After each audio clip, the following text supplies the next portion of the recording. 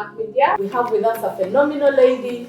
Her name is Nachiemba Shamim, and she wrote a book in 2020 called Rising Above, Now That I Lost My Hearing.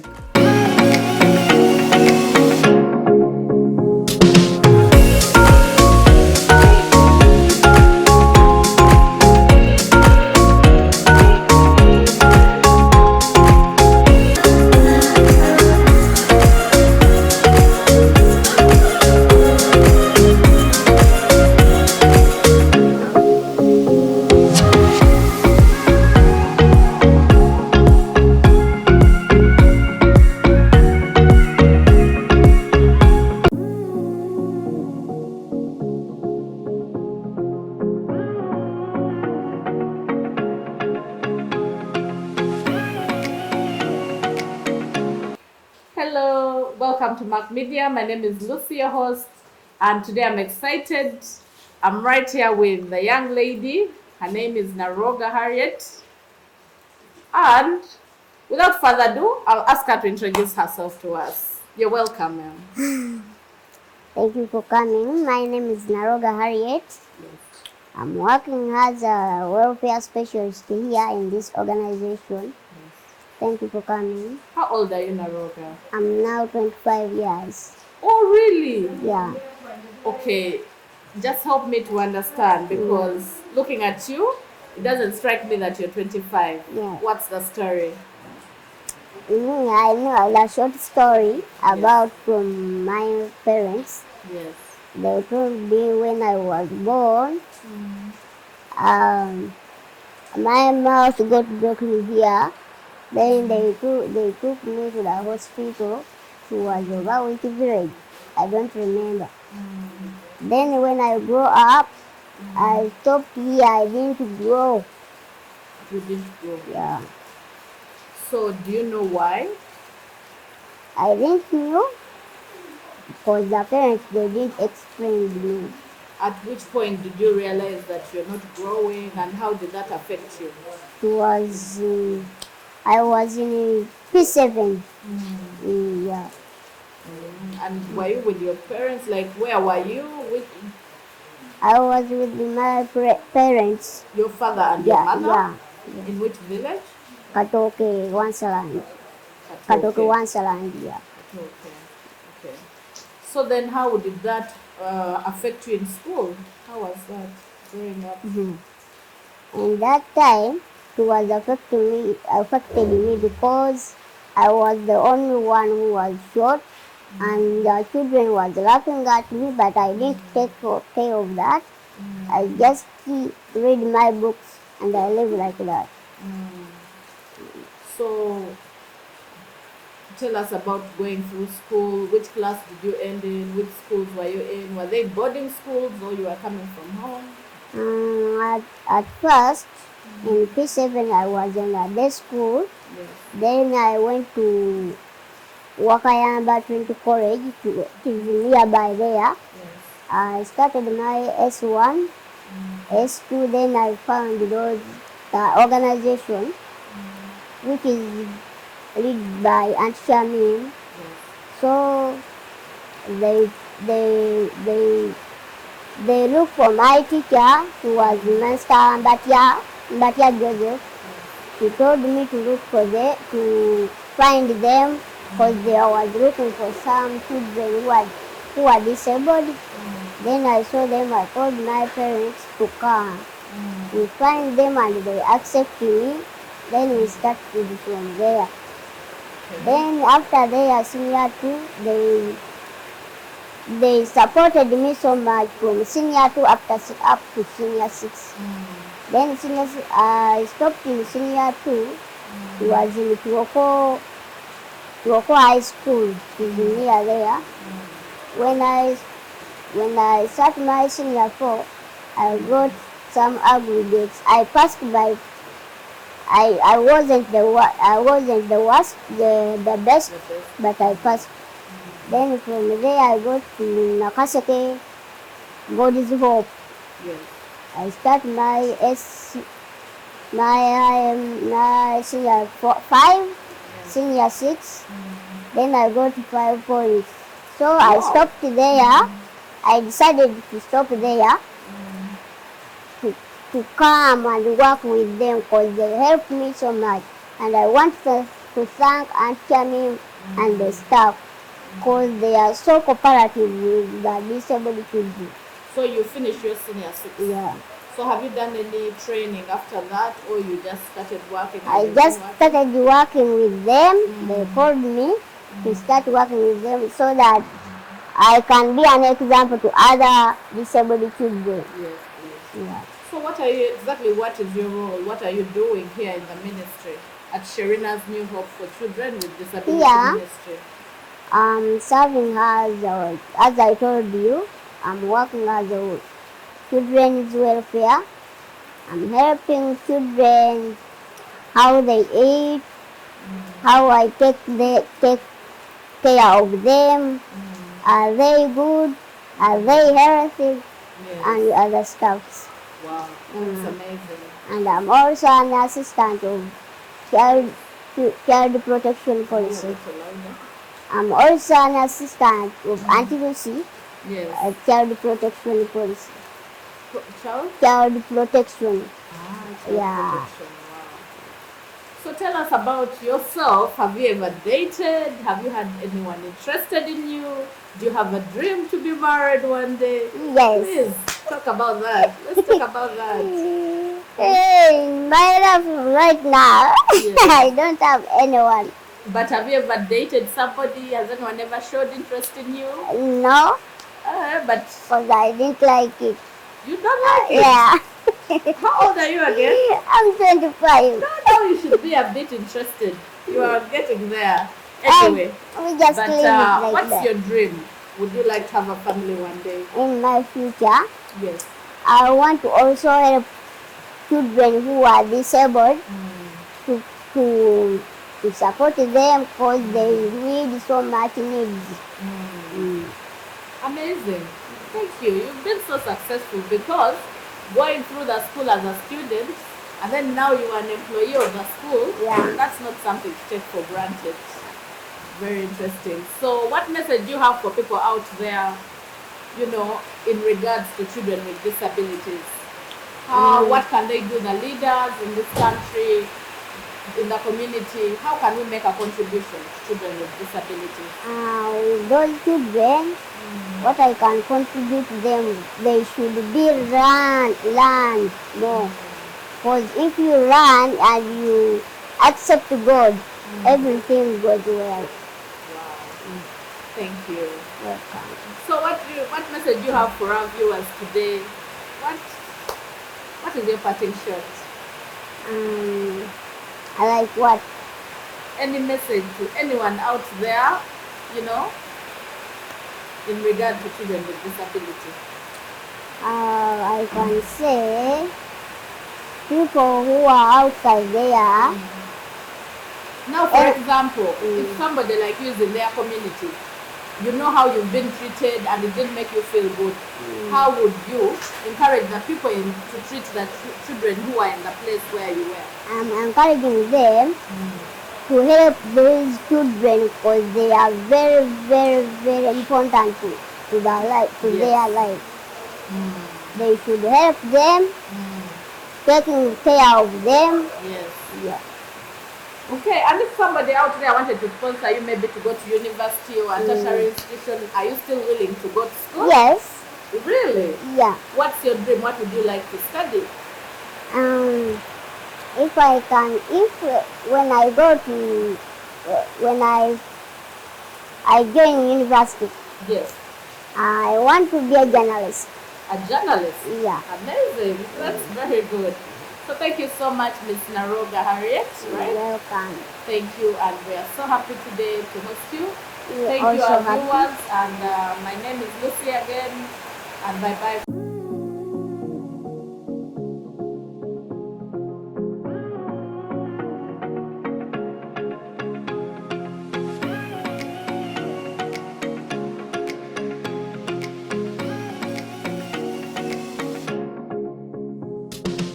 Welcome to Mark Media. It's Lucy again, your host as usual. Today we are still in Nakaseke district in Kabubu village, at Sherinah's New Hope for Children with Disability Ministry. And today we are featuring one of their staff, an amazing young lady called Lucy, like me. Oh my goodness, you're welcome, Lucy. Tell us about yourself. Thank you for hosting me. My name is Kemigisha Lucy, age 25. I have a bachelor's in community-based rehabilitation from Chambogo University. I work here as a child protection specialist, same time office administrative assistant. I do physiotherapy where needed, because that's where I am trained in. Really? Yes, we do physiotherapy here. So I'm humbled that you hosted me. Thank you. So how long have you been at this ministry, and how has it been? A young lady like you being down here in Nakaseke, Kabubu, how is that? Don't you miss Kampala, for example? That's not about the location, Yes. but where the heart is. Yes. I've worked here for some time. I started as a volunteer. Yes. Then after graduation in 2019, Yes. that's when I started working as a staff here. Yes, I find it interesting because this is where my passion is. I love working with children with disability, see their happy faces. That's what makes me happy. So I'm happy too. Wow. Yeah. Very interesting. So what are the challenges that these children face? Challenges? Yes. The first challenge that I would say, they're isolated in their own communities, by their own families, whereby first they hide them in their families before we get to them. They are denied basic needs, food, education most.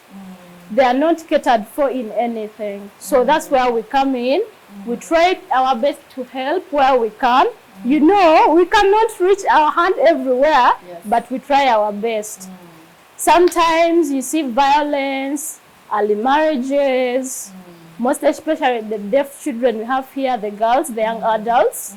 We find in their communities where they are forced into early marriage, yet they are not of age. So that's also a challenge. Maybe the challenge we also face that our government, example the deaf, we go in public services when they don't have interpreters. That's a challenge of disabled child too. So we are facing a lot of challenges. Yeah. So in that same voice, what is your message to the people out there, our leaders, our political leaders? How can they help to make the situation better for these children? Let's not focus on political leaders, but I'm going to direct this to an individual. Yes. If you're there, it starts with you. It starts with me. You get the heart to see. These are people. We are all people. We are one. Let's make sure that they enjoy this world the same as you do. Give them food. Give them education. Take them to hospitals. If you find an accident, please help, because that's where disability comes from. We need emergencies. Be helpful to them so that we live in the world peaceful. So as a child protection officer, Okay. what message do you have for the parents out there who have these disabled children, and you know they are in trauma, they are still in shock that this child is here and maybe they don't have anywhere to take care of them? What advice do you give them? Where can they find support? What can they do? What are the first steps? You're not alone. The first step is you're not alone. Many disabled children are there.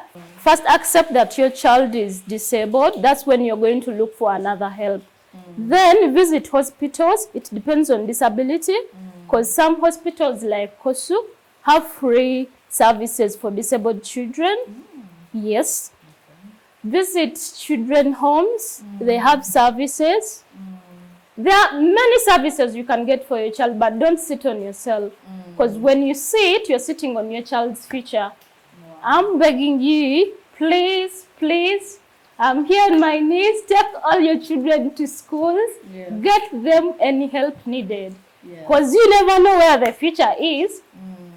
As Baganda have a saying that, no muto akubire ngoma, no zina.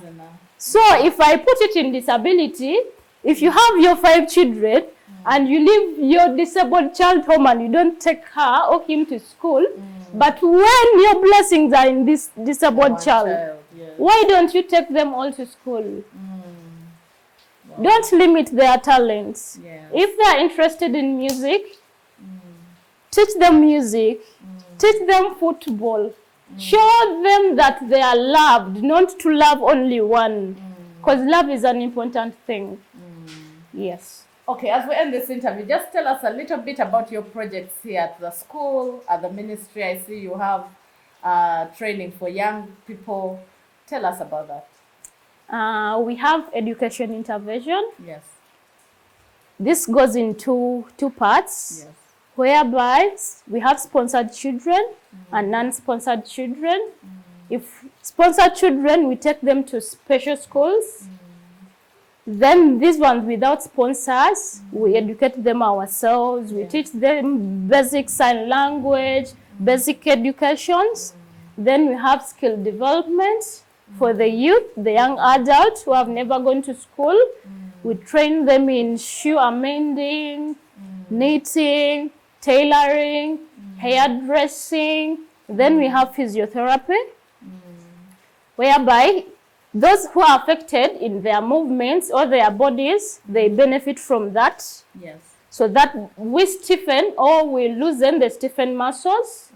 Then we have the under nutritional support. We have children under nutrition support, whereby we give them food to boost their bodies so that they develop very well. And also we have community outreach. Wow. Yes. Amazing. So just a final short, what would you tell somebody out there in the community who would like in one way or another, in their own little way, to support this ministry? What are the needs that are there, and what ways can we come in and be of use? We don't deny any support. Any little, we don't call it little because it's big. If it's something from your heart, just give us anything for children, school fees, food for nutrition, kids' plays, anything. Clothes, we donate clothes to children also. So any support you give us is welcome, and thank you in advance. Oh, amazing. Just one more thing. I just want to hear 1 or 2 success stories of your children that have gone through this ministry. Can you just share 1 or 2 stories? You say this person, came in like this and now is like this. We have many successful stories, but I'll pick one which touched me. Yes. It was referred to by a nearby organization. I won't mention the child's name. Yes. An organization referred this child. He was malnourished. He was 11 years, but when you meet him, you would think that the child is of months, of 9 months. He could not sit. He could not stand.